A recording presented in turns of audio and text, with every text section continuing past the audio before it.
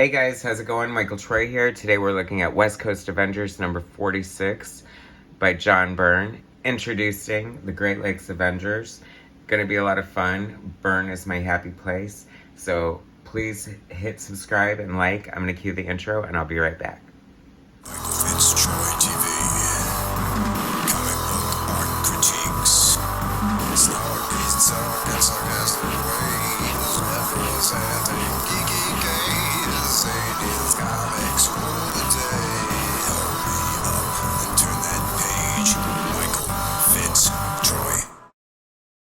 Alright, so anyone who watches my channel knows I love me some John Byrne. So this is a fun issue from his West Coast Avengers run. Something interesting to note, this is towards the beginning of his run because it was called the West Coast Avengers. They changed the titles to Avengers West Coast, which makes perfect sense because alphabetically they would sit next to each other on the newsstand or the spinner rack or the comic book shelf or wherever you purchase your books. And that just makes sense. All the Avengers books should be together for collectors. Although, who cares? I'm looking, at the selection from A to Z anyway. If Byrne's there, I'll find it. So, the West Coast Avengers, Byrne introduces these characters, and they are pretty silly. They're the Great Lakes Avengers. It's funny because I can't help but feel, there's like the No Prize book, like it was a book of Marvel gags, and there was a little joke about, like the Avengers, Midwestern Avengers, and they're all like sitting around playing darts and super bored and stuff. And I can't help but feel that must have been some sort of an inspiration, perhaps. I don't know. So anyway, written and penciled by John Byrne, inked by Mike Machlin, lettered by Bill Oakley, colored by Bob Sharon, and edited by Howard Mackey. Approved by Tom DeFalco. Interesting. So I guess this is after Shooter left. I always feel like Marvel's sort of like this pre-Shooter, post-Shooter. And by Shooter, I mean Jim Shooter, who was editor-in-chief in Marvel for a number of years and helmed, very controversial, but he was in charge for a lot of the books I love, so there's that. Interesting to note, when Byrne was doing the Avengers West Coast, he had just come back to Marvel from doing Superman, and he wanted to do X Factor and Fantastic Four, and they were like, no, you have to eat a plate of humble pie first, and you can have the West Coast Avengers and She-Hulk. And so, since at the time there was really, two places to work, he said, okay, and he did it, and it was awesome, and I love it. I also have to note that at the time, I didn't really think neither here nor there about Mike Machlin's inks, but now in retrospect, I really love them. I'm very particular about the way Byrne's inked because I don't think everyone did a great job on him. But, and this isn't the best. This isn't like Bob Wiacek or Terry Austin, but super solid. I think Mike Machlin is a great inker. He and Jerry Ordway did the art chores for An Infinity Inc. at DC, and I always kind of like their art, so this is cool. I love these characters. Mr. Immortal. He can die, he dies, but he keeps coming back and back. It's funny how if that's your power, you keep dying. Because, no other superhero just keeps dying over and over again because they can't come back to life. But I guess if that's your handy power, then you can do it. And then we have Flat Man, who looks very much like Reed Richards, except he's completely flat. So I think that's kind of a funny take on it, just because, what if Reed Richards looked like a ridiculous Dick Tracy villain or something like that? And then we have Big Bertha, who's obviously large and in charge. And then, what is this character's name? She's kind of like a pterodactyl. Terry might be her name, or maybe that's her civilian name, I don't know, but I kind of always like the, what do they call them? The Great Lakes Avengers. I mean, just the name alone. I'm from the Midwest, so, of course I think it's hilarious, and I love it. And Mr. I kind of am digging, I meant to say, if I didn't say it, Byrne was doing, these headshots on the splash pages of each issue of his run on Avengers West Coast. No backgrounds for all those people who like to say Byrne never draws backgrounds. There you go. No background. Okay, you had me. But there, look, backgrounds everywhere. So you're wrong. Normally I don't like to feed into that argument, but I just had that argument once again today. And then it's like, people are just like, when Byrne feels like drawing backgrounds, I'm like, give me a break. I mean, give me any issue of Image Comics from the early 90s and find me a background.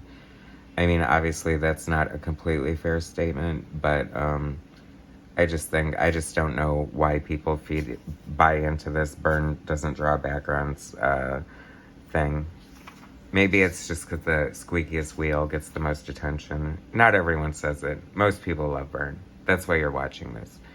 And as a matter of fact, like, I love that this is like Avengers West Coast, and Byrne just like, they live in like this compound, and it looks very, you know, West Coast as opposed to like the Avengers mansion.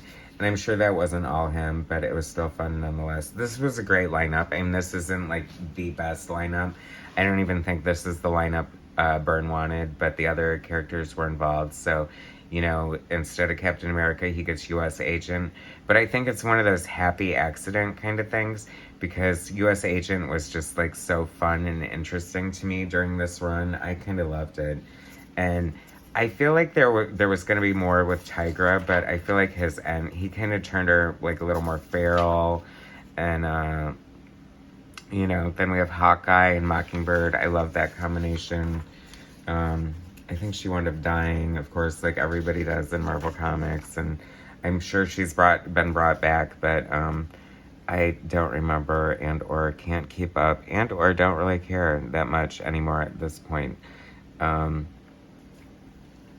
If you're a mutant, especially in current modern times, you're either dead, you're gonna die, and don't worry about it. They have a copy of your DNA on file, and they'll just bring you back on Resurrection Island if need be. So, isn't that wonderful? I think that's fantastic. But back to the issue at hand. Like I said, I like... John Byrne seems to have an affection for this kind of character. This sort of looks like a character he would use in X-Men Hidden Years later, if I'm not mistaken. You know, I think there are definitely... You know, when you're in comics for like 50 plus years, like Byrne has been, you're going to see sort of repeats of, like, I mean, you know, I'm sure it's problematic and I don't know where it comes from, but, you know, this isn't the first extremely large woman that he's made a character. You know, Amanda Waller, famously, he designed her, I believe. Pink Pearl, the villain in Alpha Flight. I mean, the irony here is Big Bertha is really a New York fashion model who just happens to turn into Mama June from Honey Boo Boo, and apparently she's kind of blob-like. I guess she can just fall off a building and no big whoop. She's not gonna break her big bones under all that blubber or whatever's happening with her powers to make her be able to survive. That is fantastic. But I don't know. I think his run on the Avengers West Coast was just a lot of fun. And there was all that great stuff with the Vision and Scarlet Witch that would wind up being used in WandaVision. He deserves tons of credit for that. And I just love this run. I thought it was amazing. Dwayne McDuffie, rest in peace. Dwayne McDuffie did many great things in the comic book industry. And there she is, Big Bertha, in her apartment, her high-end Manhattan apartment that she pays for with her money from supermodeling. She's just not modeling. She's supermodeling, guys. Which is fun, right? And who's this? Is this Wanda? Yeah, it is. I love that their butler was like this, I mean, come on. He's dressed, like, what is he even dressed like? That couldn't be more, like, token Latino. Like, what is he wearing that's practically almost like a matador outfit? Thank God that they don't rely on stereotypes like that in comics anymore, because that's just kind of funny. And I love, this is such a sign of the times, too. Like, this typewritten letter that she got. It took her 3 weeks to get there to find out about her husband. The Vision. Anyway, Love John Byrne's Avengers West Coast. Completely amazing. West Coast Avengers becoming Avengers West Coast. You know. Anyway, so awesome. Totally check out John Byrne's West Coast Avengers run if you haven't. It's so much fun. If you haven't read it in a while, it's worth a reread. Thanks for watching. Please subscribe to my channel. Hit like, share my content, and I'll bring you some more later. Alright, thanks guys.